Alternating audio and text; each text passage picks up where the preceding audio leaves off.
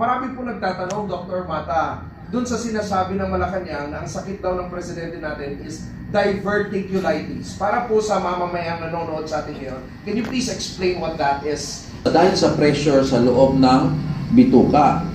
Ngayon, pwede po yung magka-infection yung mga bulsa-bulsa na yon. Ang tawag po doon ay diverticulitis. So, yun po ang dineclare. It is a national security issue. It is now a concern of all the Filipinos. Bakit national security issue? Siya nga kasi ang commander-in-chief of all the armed forces. Marami pa naman nagsusulsol, mga marisol, na magpaghiwalay na tayo sa China at magkaroon na ng kaguluhan para magganon ang kanilang direksyon na yata, no? But, which brings me to the next topic na pre-prepare natin, which is the health of the President, okay? So ngayon, tanong po natin, marami po nagtatanong, Dr. Mata, dun sa sinasabi ng Malacanang na ang sakit daw ng Presidente natin is diverticulitis. Para po sa mamamayang nanonood sa atin ngayon, can you please explain what that is? Okay, pag sinabi pong diverticulitis, pag may tis po sa ending, ibig sabihin infection po yan. Katulad ng tonsillitis. So, diverticulitis is an infection. Pagka wala pang infection, ang tawag po doon ay diverticulosis. So, ano muna yung diverticulosis? Pag nagkakaedad tayo, kulang sa fiber yung ating kinakain, parating tinitibi, masyadong pressured yung ating bituka dahil hindi nagsaslide, hindi dumadaloy lang yung dumi ng maluwag, nagkakaroon ng pressure doon sa ating large intestine. Dahil sa pressure na yon, may lalabas dyan na parang mga bulsa-bulsa. Yung tinatawag nating outpouching ba? Para pang may lumalabas na bulsa-bulsa dahil sa pressure sa loob ng bituka. Ngayon, pwede po yung magka-infection yung mga bulsa-bulsa na yon. Pag na-infection yon, magkanana, ang tawag po doon ay diverticulitis. So, yun po ang dineclare na sinabi ng mga doktor na meron po si President ng ganon. Ngayon, pwede po kasi yun na pumutok yung nana na yun at pag lumabas yung dumi sa labas ng bituka, that's a poison. And very delikado po talaga yan. And sometimes the doctors might decide na tanggalin yung bituka at yung bituka ay dito muna ipapadaan sa labas ng tiyan para doon yung dumi. Dahil nga, delikado yung portion na yon.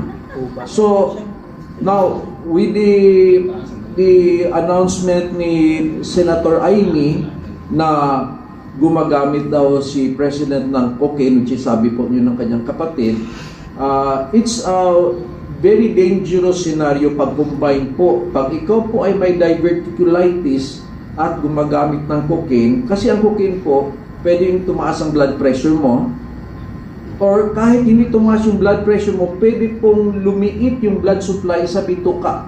Ang tawag po doon ay ischemic colitis. Para bang nilagyan mo ng rubber band yung mga blood supply na ma-injure yung bituka. So kung meron ka pong diverticulitis na at kumonte yung blood supply na allegedly baka possible dahil sa paggamit ng cocaine, at nasabi po ng kapatid niya, it's very dangerous na pwede pong lumala bigla. Kasi malambot na portion yun eh. So, in other words, kung yung pong declaration na may gano'n, kailangan, kung meron mang use of gano'n, kailangan talagang sudden stop. Kasi delikado na po kung gano'n, kung ipagpatuloy. And of course, the issue naman of withdrawal, kung meron naman, is another issue na kung gumagamit po si President. So, I agree yung mga advice po ni Senator Aimee bilang kapatid na kailangan asikasuhin ng mabuti kasi baka may mga complications na mangyayari. Okay. Pero yung pong about this, ano po nire-require ng Constitution natin about the President's health and the President's physical fitness to serve? Ano po exactly yung sinasabi ng Constitution about this in the interest of the public, no? Basically for public interest. Does the Constitution require full transparency about dun sa health condition ng President natin?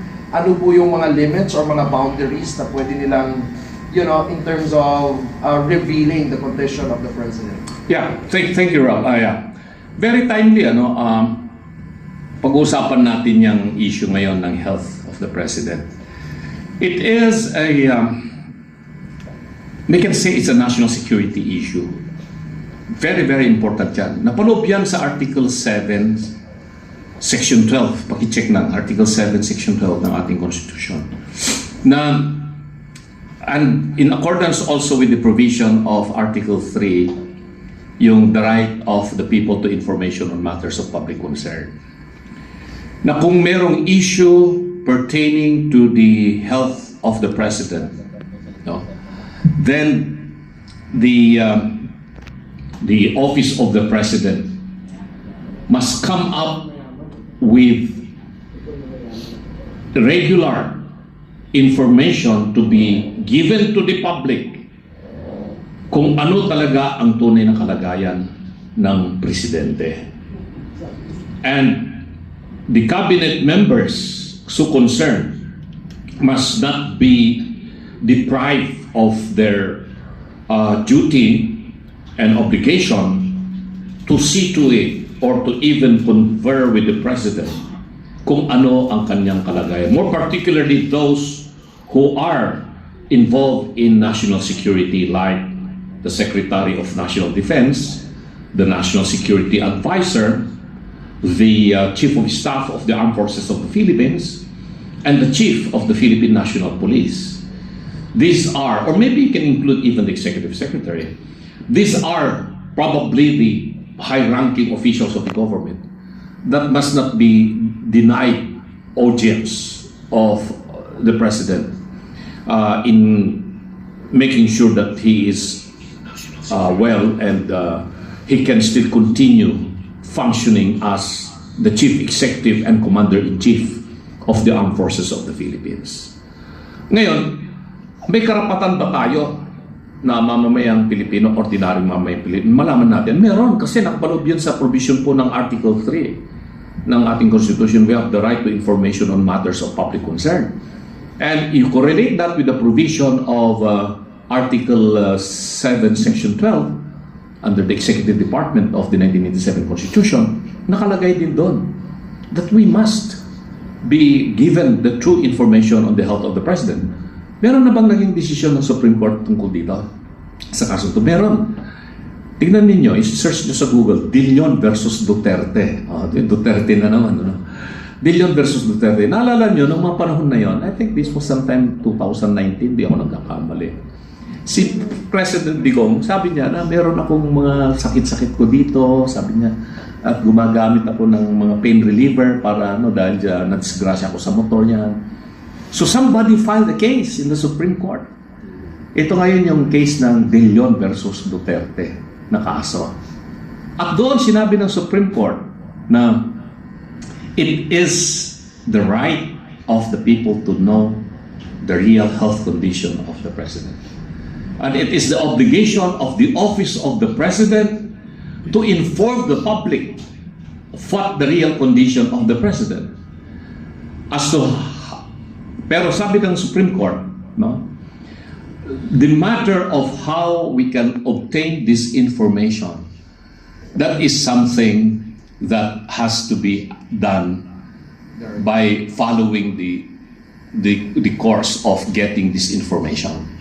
But for us to be denied of the true condition of the President, hindi pwede na gano'n ang mangyayari. So any citizen of the Philippines can now demand from the office of the President the medical records of the President.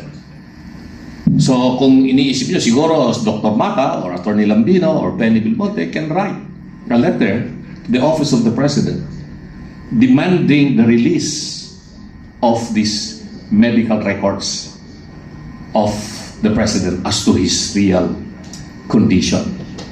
Kasi alalahanin natin, this is not just an ordinary issue. It is a national security issue. It is now a concern of all the Filipinos. Bakit national security issue? Siya nga kasi ang Commander-in-Chief of all the armed forces. Marami pa naman nagsusulsol, mga Marisol, na makipaghiwalay na tayo sa China at magkaroon na ng kaguluhan. Para magganon ang kanilang direksyon na yata, no? Masyado nilang pinapalaki itong hidwaan natin sa West Philippine Sea, itong mga ibang mga tao na gusto na talagang pumasok. Ang tatapang at saka ang lalakas ng loob. Sabi nga ba't kayo matatapang na gusto niya makipaggulo sa China? Bakit hindi kayo makatapang pag ang pinag-usapan natin corruption sa gobyerno na yun ang mas mahalaga na pag-usapan? Samantalang hindi naman tayo gigirahin ng China kung hindi tayo ang mauuna. May nagsabi pa na isang mambabatas na demanding China to respect the Philippines. Tanong ko, can China also demand the Philippines to respect China? Sabi ko, hayaan natin yung Department of Foreign Affairs na sila ang mga siwat magsalita tungkol doon sa usapang panlabas natin. Huwag tayong makisawsaw, lalong-lalo na yung mga mambabatas na hindi nila masyadong naiintindihan ang mga protocols pagdating po sa diplomatic relations. Kasi iyan po ay isang napakamaselan na usapin ang foreign relations. Hindi yan basta-basta ibinibigay sa isang ordinaryong Pilipino lamang. Kaya, dyan sa House at saka sa Senate, hopefully, yung mga mamumuno dyan sa mga committee ng foreign affairs or foreign relations ay sana yung mga mambabatas na mayroong malawak na kaalaman pagdating po sa usaping diplomasya. Hindi po kinakailangan dito ang isang senador o congressman na nanghahamon at nagyayabang. Iyan po yung ating sinasabi. Kaya pagdating po dyan sa usaping kalusugan ng Pangulo, karapatan nating mamamayang Pilipino na malaman natin ano pa talaga ang totoong kalagayan ng Pangulo. Hindi ako masyadong naalarma doon sa binanggit noon ni Senator Amy Marcos sa kanyang talumpati dyan sa Luneta na sinasabi niya gumagamit ng cocaine o kung anumang droga ang Pangulo at ng ibang member po ng kanyang pamilya. Hindi ko masyadong kinukonekta yan sa issue ng health of the president or national security. Pero dito, sa lumabas na mga balita na nasa hospital siya o nagpapagamot, kailangan po nating malaman dahil karapatan po natin yan. Sabihin sa atin ng totoo, hindi po pwedeng ang ilalabas na lamang yung mga short video ng kung sinong tagapagsalita, kung sino man po yung mahal ninyong ante, na siya yung magsasabi na ganito ganyan, may papakitang mga video na short o kaya mga pictures na ganito ganyan. Hindi po, kailangan po ang magsasabi, magsasalita dito. Ang hinihintay ko na magsabi rito ay ang kanyang mismong doktor na humahawak.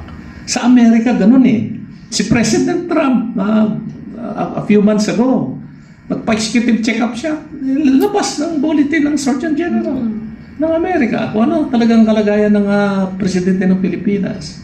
Sana ganun din. Kung hindi kaya ng Department of Health, sino man yung Secretary ng Department of Health kung siya pa'y nandiyan. Hindi pa siya pinapalitan? Balita ko, papalitan na Secretary Herbosa, kung hindi niya kayang magbigay dahil hindi naman siya yung attending physician, kailangan yung attending physician. Hindi naman siguro isang doktor lang yan, a team of doctors yan, sigurado ako. Pero there has to be somebody in the medical profession that has first-hand information of the real health condition of the President to speak about the real health condition of the President. Kung wala pong lumalabas na ganyan at panay ganyan na lamang, social media, etc., etc., maraming mga speculations, maraming mga marites. Yung marites, sabi nga hindi marites, marites. Yung marites, mga may infection. May infection sa dila.